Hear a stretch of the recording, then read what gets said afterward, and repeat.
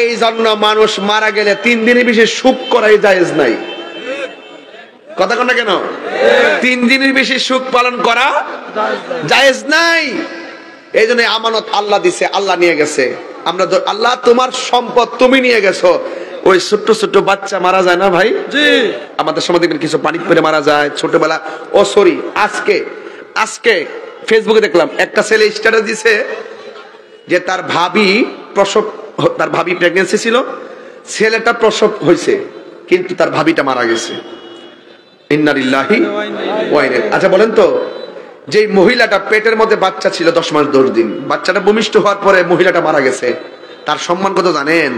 আল্লাহ বলছেন যে মহিলা প্রেগন্যান্সি অবস্থায় ডেলিভারি কেসে মারা যায়, আমি আল্লাহ ওই মহিলাটার মরণটাকে শহীদের খাতায় লিখে দেই। ছোট্টবেলা বাচ্চা মারা গেলে দেখবেন মা যদি মাটা বেঁচে থাকতো, বাচ্চাটা মারা যেত, দেখতেন মার এমনি তো শরীর ভেঙে যায় প্রসব করার সময়, ওই সময় তার কলিজাটা ভেঙে যেত।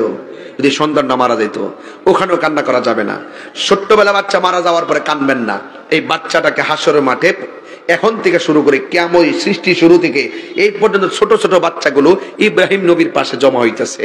ইব্রাহিম আর সারা দুইজন দুই চেয়ারের মধ্যে বসা, একজন আরেকজনের কাছে দৌড়ে, বাচ্চারি এখানে দৌড়ে ওখানে দৌড়ে, এখানে দৌড়ে ওখানে দৌড়ে, এরা কোরআন পড়াইতেছে, এরা কোরআন পড়তেছে।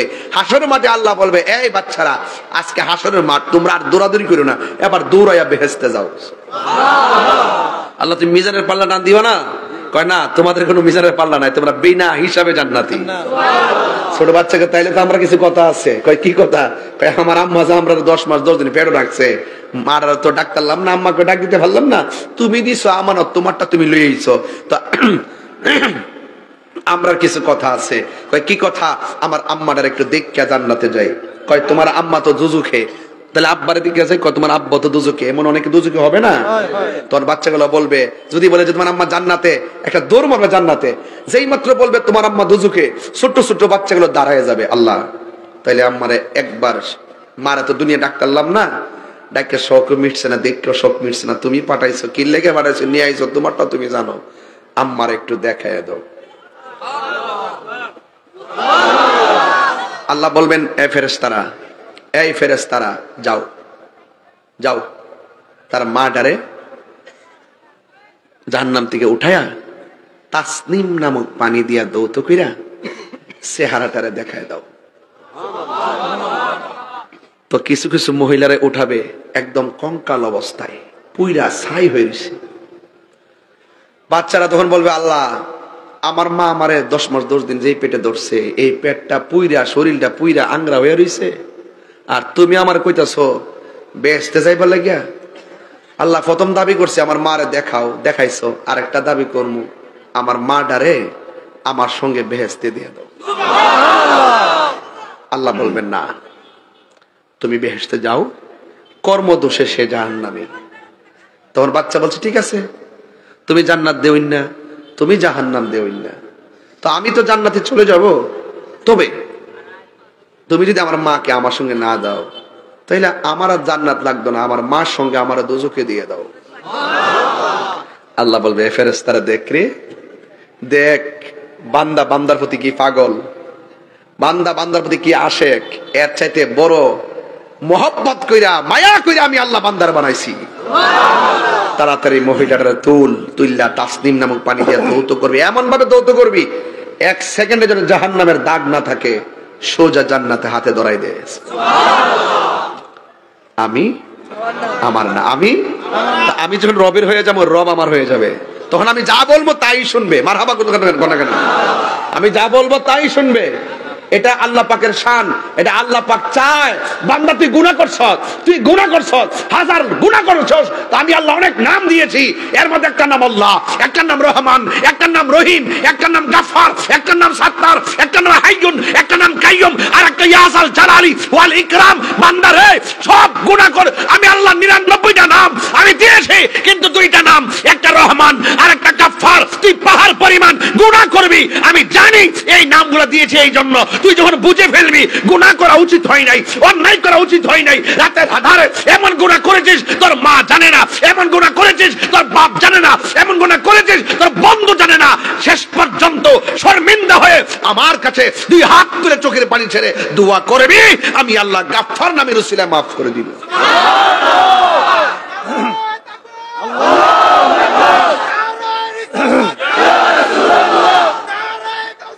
ইয়া গাউসুল আযম জিন্দাবাদ, আল্লাহু আকবার বলেন, আর আল্লাহু আকবার বলেন। তা আমাদের এমন কিছু গুনাহ আছে যেটা বন্ধু জানে না। আপনি মেসেঞ্জারে অনেক চ্যাট করেন, হোয়াটসঅ্যাপে অনেক চ্যাট করেন, কিন্তু আপনি যার সাথে চলেন বন্ধু তাকেও বলেন না, আপনার মাকেও বলেন না, আপনার বাবাকেও বলেন না। কিন্তু আপনি কি একবার ভাবছেন যে এই মুহূর্তে আপনি মারা গেলে আপনার ইনবক্সটা চেক হতে পারে? হতে পারে না? এজন্য এমন কোন ডকুমেন্টস রাখবেন না যেই ডকুমেন্টস গুলো মানুষ সাক্ষী হয়ে যায়। মানুষকে সাক্ষী রাখা যাবে না। গোপনে গুনাহ হয়ে গেছে, গোপনে আল্লাহকে বলবেন আল্লাহ ভুল করছি, আর করতাম না, আর করব গুনাহ মাফের মালিককে। এই জন্য আমার যুবক ভাইয়েরা, আমি বলছিলাম গুনাহ মাফের মালিক কে? আরো বড় করে বলেন কে? আল্লাহ রাব্বুল আলামিন সর্বপ্রথম জান্নাতের মধ্যে একজনকে ঢুকাবেন, যিনি নাম হলো রাহমাতুল লিল আলামিন, আর সবার পরে আরেকজনকে ঢুকাবেন। এই পৃথিবীর মধ্যে সর্বপ্রথম হযরত বেলাল রাদিয়াল্লাহু তাআলা আনহু জান্নাতে যাবে, আর সবার পরে যে এই মানুষটা যাবে, এই মানুষটাকে আমার আল্লাহ জাহান্নাম থেকে উঠাবে, উঠাইয়া জিজ্ঞাসা করবে, ও বান্দা, মেয়াদ বেঁধে আমল তুমি যা করেছো সেই অনুপাতে তোমাকে জাহান্নামের আগুনে জ্বালানো হয়েছে, এখন তোমার আর গুনাহ নাই, তুমি বের হও। এবার ফেরেশতাদেরকে অর্ডার করবে, ও ফেরেশতারা, সবার পরে একজন জান্নাতে যাবে, সবার পরে যেই লোকটা জান্নাতে যাবে জাহান্নাম থেকে, আল্লাহ বলবে, ও ফেরেশতা, তাকে জাহান্নাম থেকে বের করো। এবার জিজ্ঞাসা করা হবে, আল্লাহ এই মানুষটাকে আমি জাহান্নামের মানুষের ভরে কেমনে চিনবো?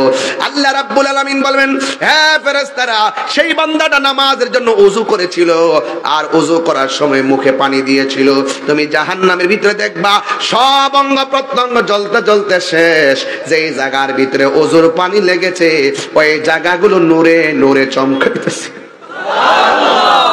ওই জায়গাগুলো নূরে চমকাইতেছে। যাও, খুঁজে বের করা সহজ। যেই জায়গাতে ওযুর পানি লাগছে, হাত দৌত করছে, কুলি করেছে, আর মুখমণ্ডল দৌত করেছে, পা দৌত করেছে, এই জায়গার ভিতরে জাহান্নামের আগুন স্পর্শ করে নাই। সবার পরে যেই লোকটা জাহান্নাম থেকে জান্নাতি হবে, তাকে বের করে জান্নাত আর জাহান্নামের মাঝখানে রাখবে। এই লোকটা ডাক দিয়ে বলবেন, আল্লাহ এমন একটা জায়গায় তুমি আমাকে রেখেছো, আমার গালের মধ্যে জাহান্নামের হাওয়া লাগতেছে। আল্লাহ রাব্বুল আলামিনকে ডাক দিয়ে বলবেন, আল্লাহ এই জাহান্নামের হাওয়াটা এখান থেকে দূর করে দাও। আল্লাহ রাব্বুল আলামিন যখন বলবেন, হ্যাঁ বান্দা, তুমি যে আমাকে বলছো জাহান্নামের আগুন আর তাপটা দূর করে দেওয়ার জন্য, তুমি আমার কাছে আর কিছু চাইবানি? এবার বলবে, আল্লাহ না না, আমি তোমার কাছে কিছু চাইবো না। এই কথা বলার পরে কিছুক্ষণ পরে বান্দা ডাক দিয়ে বলবে, আল্লাহ আমাকে জান্নাত আর জাহান্নামের মাঝখানে দাঁড় করাইছো, আমি এখান থেকে তাকাইয়া দেখতেছি জান্নাতের গেটটা, দরজাটা দেখা যায়। আল্লাহ আমার মন চাইতেছে জাহান্নামের গেটের মধ্যে যায় একটু দাঁড়াইতাম। জোরে জোরে কি সুবহানাল্লাহ বলা যাবে না? এবার আল্লাহ বলবে, এক কম্বক থাক, তুমি আমার কাছে বলছো আর কিছু চাইবা না, তুমি আবার জাহান্নাম থেকে এখান থেকে জান্নাতের গেটে যাইতে চাও কেন? এই কথা বলার পরে বান্দা বলবে, আল্লাহ আমি আর কিছু চাইবো না। ঠিক আছে, আমার আল্লাহ বললেন, ঠিক আছে তুমি আমার কাছে আর কিছু চাইবে না। এবার আল্লাহ রাব্বুল আলামিন বান্দাটাকে জান্নাতের গেটের মধ্যে নিয়ে দেওয়া হবে। জান্নাতের গেটের মধ্যে যাওয়ার পরে ওই বান্দা ডাক দিয়ে বলবে, আল্লাহ তুমি কত মানুষ জান্নাতের ভিতরে ঢুকাইছো, আমারে তুমি জান্নাতের গেটটার মধ্যে দাঁড় করায় রাখছো, আমার মন চাইতেছে জান্নাতের ভিতরে কি আছে দেখার জন্যে। আল্লাহ বলে, কম বক্তার, তুমি আমারে বলছো আমার কাছে আর কিচ্ছু চাইবা না। একটু আগে বললা জাহান্নামের আগুন গালের মধ্যে লাগতেছে, সরাইয়া দেওয়ার জন্য আমি আল্লাহ সরাইয়া দিলাম। এরপরে বলছো জান্নাতের গেটে আসবা, আমি আল্লাহ তোমাকে জান্নাতের গেটে আনলাম। দেখছেন নি আমার আল্লাহ কিভাবে বান্দার সঙ্গে প্রেমের খেলা খেলে। জোরে জোরে কি আল্লাহু আকবার বলা যাবে না? প্রেমের আগুন জ্বলে দ্বিগুণ রে দয়াল। হাসির খোরাক দিচ্ছি না, হাসির খোরাক না, একটু মন খুলে বলবেন। প্রেমের আগুন জ্বলে দ্বিগুণ রে দয়াল, জল দিলে নিবে না। হরে তাহিরি প্রেম করিয়া কলঙ্ক ঘোষণা, প্রেম করিয়া প্রেমিক মরে রে দয়াল, প্রেম তো মরে না। জোরে জোরে কি আল্লাহু আকবার বলা যাবে না? হায় রে ও আমার বড়ুরা লাগানো গরের বাবা, রহমত দেওয়ার মালিক কে? আরে হাত তুইলা বলো কে? এখানেও আল্লাহ ইচ্ছা করলে আমাদেরকে বান্দা থেকে বন্ধু বানাইতে পারে কি পারে না? আরো জোরে বলো, পারে কি পারে না? ও যুবকের দল, পায়ে জোরে বইলা দিয়া যাক। এবার আল্লাহ বলবে, বান্দা তুমি আমারে বলছো আর কিছু চাইবা না, তুমি আমার কাছে চাইলা। এবার বান্দা বলবে, আল্লাহ কথা দিলাম তোমার কাছে আর কিচ্ছু চাইতাম না। এই কথা বলার পরে আমার আল্লাহ জান্নাতের গেটটা যেই মাত্র খুইলা দিছে, এবার খুইলা দেওয়ার পরে তো বান্দার মাথা ফুরাই নষ্ট। ডাক দিয়া বলে, আল্লাহ এত সুন্দর, এত সুন্দর জান্নাতের ভিতরে এত সুন্দর নিয়ামত, শুধুমাত্র দরজায় দাঁড় করে রাখবা। মনটা তো চাইতেছে একটু ভিতরে যাইয়া ঘুরতাম। এই কথা বলার পরে আমার আল্লাহ কয়, তোমার আমি বলছি আমার কাছে কিছু চাইবা না, তুমিও বলছো চাইবা না, একের পর এক তুমি শুধু আমার কাছে চাইতে আসো, কারণটা কি? তখন বান্দা আল্লাহরে ডাক দিয়ে কইবে, আল্লাহ তুমি না কোরআনে বলছো লা তাকুনাতু মির রাহমাতিল্লাহ।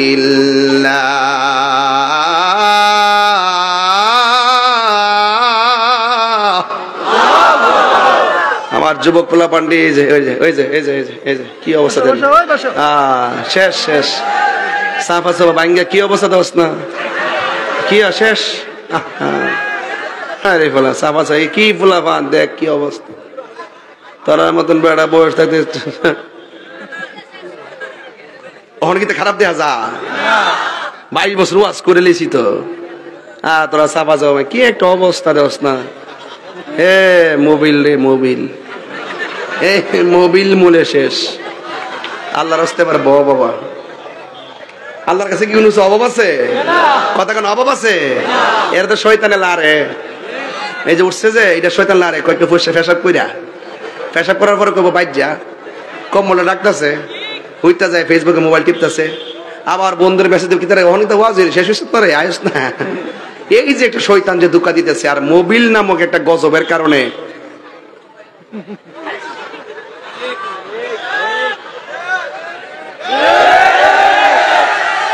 আজকে রাত্রে ওয়াদা করেন ঘুমানোর সময় সূরা ইয়াসিন লাগায়া ঘুমাবেন, সূরা রহমান লাগায়া ঘুমাবেন।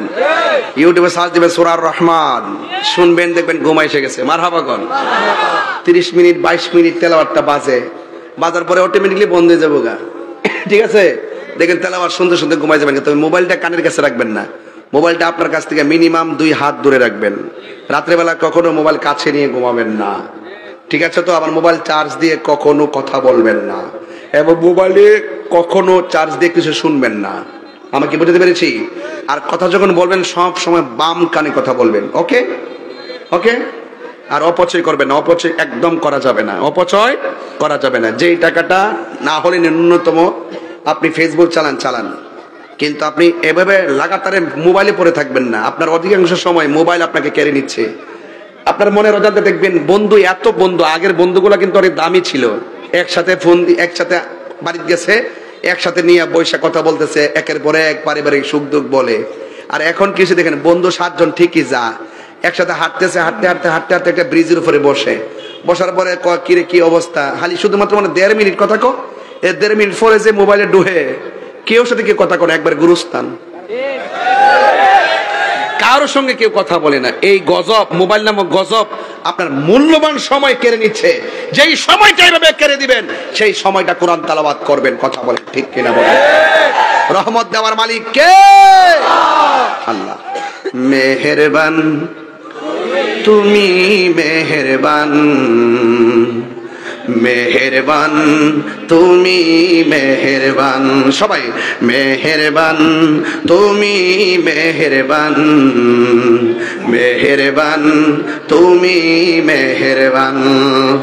আমি পাপী, গুনাহগার, গুনাহগার, আমি পাপী গুনাহগার, তুমি ছাড়া কে আছে আর, ক্ষমা করো ওগো প্রভু, তাওবা করি বারে বার, ইয়া রাহিমু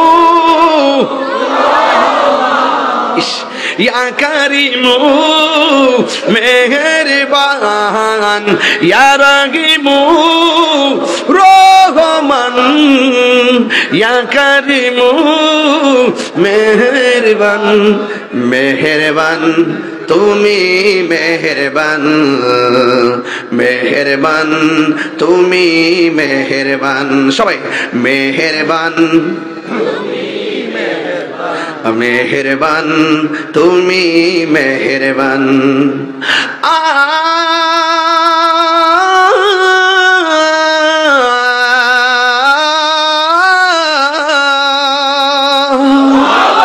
জেনে না জেনে হাজার পাপের সাগরে ডুব দিয়েছি, পথ হারিয়ে ভুলে, বুঝে না বুঝে হাজার পাপের সাগরে ডুব দিয়েছি, পথ হারিয়ে ভুলে, নিজের প্রতি নিজে সকাল বিকাল সাজে, নিজের প্রতি নিজে কাল সাজে জুলুম করেছি বারে বার, ইয়া রাহিমু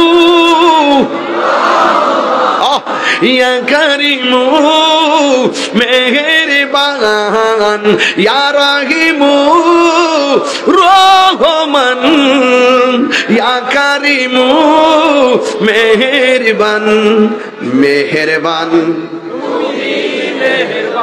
মেহেরবান তুমি, মেহেরবান, সাউন্ডটা একটু তুলে দেন, মেহেরবান তুমি, মেহেরবান, মেহেরবান তুমি, মেহেরবান।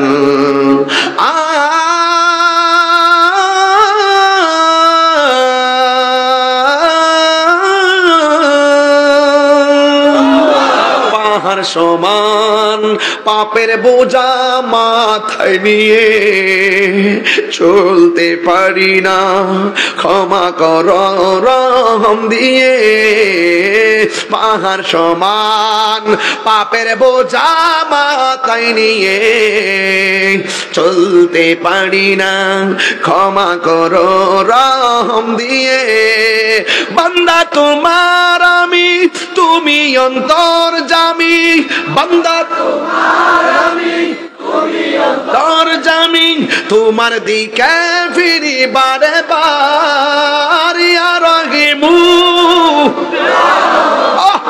ইয়া কারিমু মেহেরবান, ইয়া রাহিমু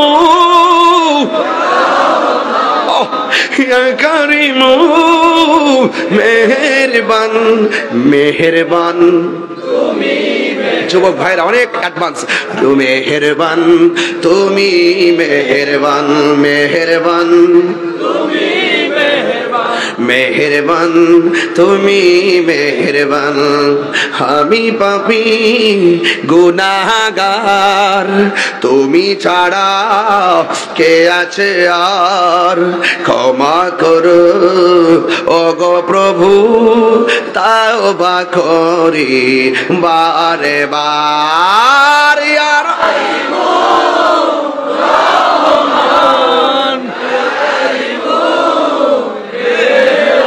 ইয়া রাহিমু রহমান, ইয়া কারিমু মেহেরবান, মেহেরবান তুমি মেহেরবান, মেহেরবান তুমি মেহেরবান।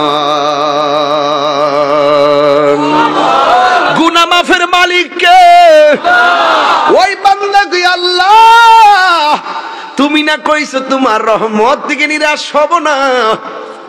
আমি জানি তোমার নাম রহমান, যেই মাত্র এই কথা বলবে আমার আল্লাহ সাথে সাথে একটা মুস্কি হাসি দিয়া দিবে।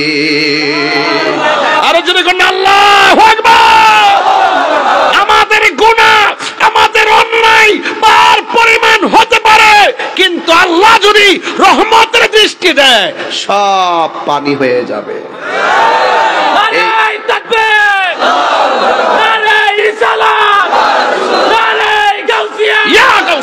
তুমি কে? আমি কে? সুন্নি সুন্নি সুন্নি সুন্নি। তুমি কে? আল্লামা পীর মুফতি গিয়াসউদ্দিন তাহেরী সাহেব। মারহাবা বলেন, মারহাবা বলেন। যুবক, একটা কথা বলতে হয়, না বললে হক আদায় হবে না। আজকে থেকে ওয়াদা, দুইটা গুনাহ আল্লাহ মাফ করবে না। বলবো? দুইটা গুনাহ আল্লাহ মাফ করবে না, বলবো? এক নম্বর, আল্লাহর সঙ্গে শরীক করা যাবে না। সেজদা পাওয়ার মালিক কে? আল্লাহ। আর দুই নম্বর, রাসূল বলেন আকবারুল কাবাইরুল আকবার, বড় গুনার মধ্যে সবচাইতে বড় দুইটা গুনাহ, একটা হলো আল্লাহর সঙ্গে শরীক করা যাবে না, আর দুই নম্বর হলো মা বাবার অবাধ্য হওয়া যাবে না। আপনি যে আসছেন, এমন অনেক সংসারে সন্তান আছে মা ভাত খাওয়াই দিছে, এমন অনেক সন্তান আছে বাপের লইয়া ভাত খাইয়েছে। আমি কিন্তু আমার বাপের লইয়া ভাত খাইতে পারি নাই।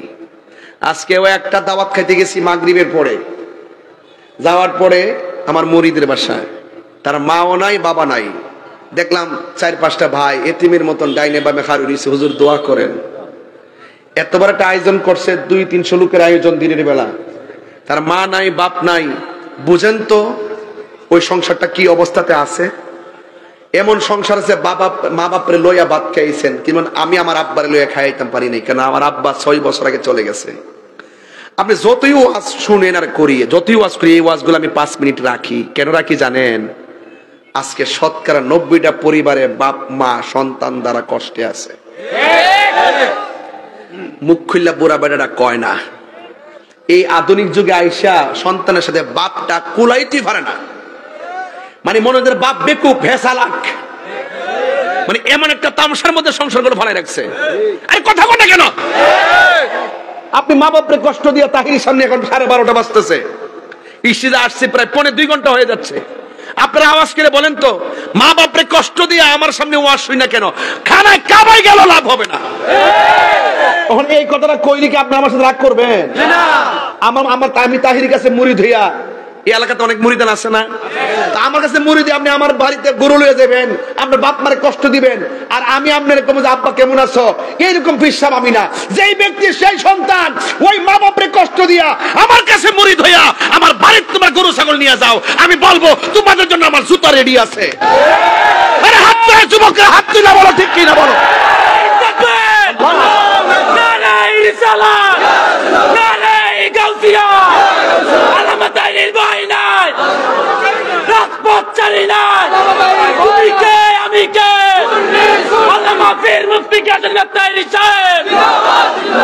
বাজান পায়ে ধরে বলতেছি, পৃথিবীতে একটা মানুষ দোয়া করলো কবুল, বদদোয়া দিল কবুল। মানে দোয়া করলো লাগে জায়গায়, মা বাপের দোয়া করলো লাগে। এমনকি আপনার এলাকার যারা শিল্পপতি জিজ্ঞেস করেন যে আপনি যে এত কিছু টাকার মালিক হইলেন, এত কিছু সুবিধা, আপনার পিছনের রহস্যটা কি? তা দেখেন ওরা বলবে আপনার আমার মা বাপের দোয়া। আমারই কন্যা আমি কম আমার মা বাপের দোয়া। এই মানুষটি যখন সংসার থেকে চলে যাবো দেখবেন যে ডালটা ধরবেন এই ডালটা ভাঙবো। এখন আন্দাজ পান না, বাপটা মারা যাওয়ার পর দেখবেন কোন সিদ্ধান্ত নিতে পারবেন না। যে সিদ্ধান্ত নিবেন এই সিদ্ধান্তই ভুল হইব, যে সিদ্ধান্ত নিবেন এই সিদ্ধান্তে বিপদ আসে। আর বাপটা বুড়া বেটা, লেখাপড়া জানে না, মূর্খ, কৃষক, কিচ্ছু জানে না। এই লোকটা ঘরে বসে একটু চিন্তা করে যে সিদ্ধান্তটা দিছে, মাস্টার্স পাস পোলাও এই সিদ্ধান্তটা বুঝে না। আর আপনি কোন বুড়া বেটা, তুমি তো বুঝো না, তুমি চুপ করে তো বুঝতা না, তখন জুতাটা খুললা গালটা বাড়ি দৌড় লাগবো। ঠিক নেই? আমার যুবকদের কাছে আমার দাবি কি কম না বেশি বলেন তো? আমার যুবকদের কাছে আমার একটাই দাবি থাকবে, আপনারা যদি কিছু হইতে চান, আল্লাহ আল্লাহ আমার মা বাপের সেবা করি, দরকার সুটকির বর্তা দিয়ে মা বাপ নিয়ে খামো, কিন্তু আমার মা বাপরে কষ্ট দিব না। আমার কোটি টাকা হইব কি, কোটি টাকা লাভ হবে না যদি মা বাপ কষ্ট পায়। কথা বলেন ঠিক না বেঠি? আজকে থেকে ওয়াদা করেন মা বাপরে কষ্ট দিবেন। আমরা কি কষ্ট দিব? আজকে থেকে ওয়াদা, কালকে মা বাপ যদি কবর থাকে, আরে বাইরে মা বাপটা গেছে গা, ওখান কিন্তু মাছের মাথা খাওয়াই পারবেন, ফল খাওয়াই পারবেন। এই বাপটা বাচ্চা থাকতে কিন্তু আপনি নিজে কত ফল খাইছেন, কত পাটি খাইছেন। বাপটা মনে করছেন যে বাপে মাইন্ড করতো না, কিন্তু এই বাপটা মনে মনে কিন্তু কইছে, পুত্রে আমার তো খাওয়ার বয়সে আমি খাইছি না, ওখান থেকে তোরা খাস, আমি তো দেখি, আমি তো খাইলাম। নইলে যদি কইতে যে আব্বা খাইন, আমি খাওনটা আমার নাইনাত্রে যদি বাক করে দিতাম না, আমার মনের শান্তিতে আমি বাচ্চা থাকলাম। মনে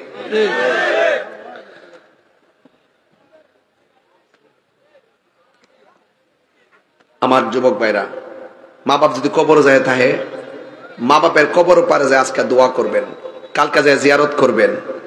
আর মা বাপ যদি বাচ্চা থাকে, আমি কইয়া দিলাম, ফাটক দিলে মাফ চাইবেন, যাইবেন আম্মা বাবাকে তোমরা কাবা জানিও, মাদিনা জানিও মাকে, যদি গো তারা বেঁচে থাকে।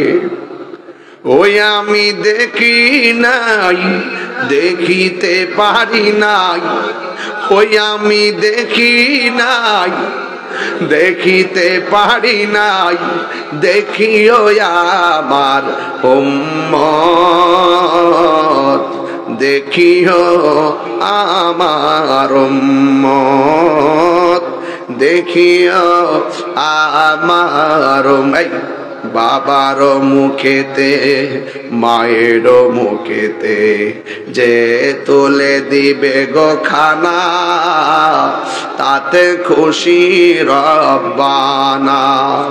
ওই আমি বুঝি নাই, ওই আমি করি নাই, করিও আমার উম্মত, করিও আমার উম্মত।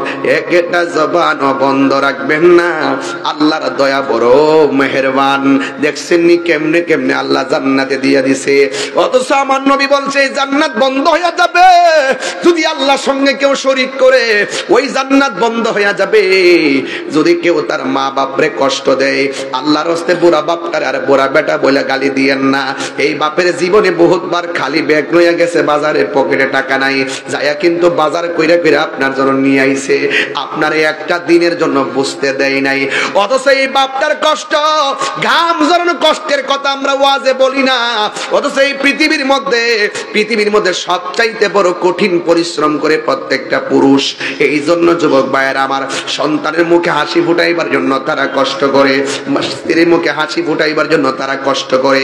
আজকে থেকে ওয়াদা করতে হবে আমরা কোনোদিন মা বাবাকে কষ্ট দিব না, কোনোদিন আমরা হারাম খাবো না। রাজি আছি না? না কারা কারা রাজি আছেন? দুইটা হাত তুলে আমার সাথে বলতে হবে, মা কেন এত দামি জানে না সকলে, বলো মা কেন এত দামি জানে না সকলে। জানতো যদি পড়তো দেখে কোরআন হাদিস খুলে, একটি হজের সওয়াব মিলে, একটি বেটি হজের এ মাকে একবার দেখিলে মা কেন এত দামি জানে না সকলে বলুন মা কেন এত দামি জানে না সকলে 2 বছর পান করালো মায়ের বুকের দুধ কুলে পিঠে নিয়ে আমায় দিতেন কত সুখ সেই মায়ের কষ্ট দিলে সেই মায়ের কষ্ট দিলে ক্ষুধার রস টলে মা কেন এত দামি জানে না সকলে বলো মা কেন এত দামি জানে না সকলে মায়ের প্রসবের কালে কত কষ্ট পাই বেহুশ হইয়া পড়ে মায়ে আপন বিছানায় সেই মায়ের কষ্ট দিলে সেই মায়ের কষ্ট দিলে খোদার রস টলে মা কেন এত দামি জানে না সকলে বাবা জান আজকে থেকে ওয়াদা ইবাদত হবে একজনের তিনি কে